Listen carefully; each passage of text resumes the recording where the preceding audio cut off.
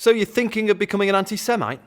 Great, you're in the right place. I'm Marlon Solomon, and I'll be your Jewish guide on your anti-Jewish journey. Now, if you really want to some Jews, you're gonna need to hit them where it hurts. Right in the Holocaust. Many different groups of people were murdered in the Holocaust. The disabled, Roma Sinti, communists, gay people. But in case you weren't paying attention, the beating heart of Nazism was a racist ideology called anti-Semitism, which resulted in the deliberate, bureaucratic, industrialized murder of 6 million ordinary people during World War II simply because they were Jewish. Men, women and children were all murdered, even if they had just one Jewish grandparent. So imagine the worst thing that's ever happened to you. Now imagine me telling you it didn't really happen. Or if it did, it wasn't as bad as you say it was. Or if it was, that you weren't really affected by it. But you're using it to get your own way or to get one over on somebody. That's the reality that Jews are facing when it comes to conversation around the most traumatic event in our collective history. There's literally thousands of books, films and documentaries about the Holocaust. And not only did the Nazis admit that they did it, but they were also meticulous record keepers. There's no denying it happened or how bad it was. So why do some people still play it down, dismiss its impact or claim it didn't happen at all? Simply put, it's to hurt Jewish people, to cast doubts on their motivations and their humanity. But if you're looking to be an anti-Semite, it's Jew Hate 101. So let's explore the most common claim, that the Holocaust is used for political gain to extort money or be given land. To believe that, you need to think that one of the following things is true.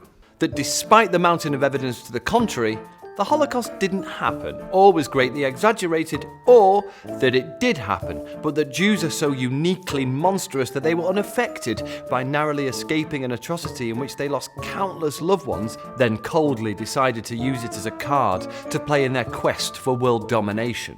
If those aren't for you, you might want to consider comparing Israel to Nazi Germany. Now, this is known as Holocaust inversion. Now, the Israel-Palestine conflict is complicated, and while it's understandable to feel strongly about a conflict which has resulted in loss of life and suffering for many years, it is a conflict, not a genocide, and not remotely comparable to the industrialized, deliberate extermination of an entire people. So people who go to demos with signs like this, or who post stuff like this on the internet, may not think that they are driven by the desire to hurt Jews, but they do.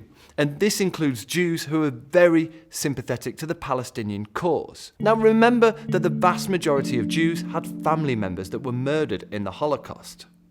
So imagine having the most painful memory in your family history or in your wider community thrown back at you by people saying you're no better than the people who caused you that pain. It uses people's Jewishness against them as a weapon, and it's anti-Semitic. So you, on that internet forum, writing, "I'm not saying that the Holocaust didn't happen, but..."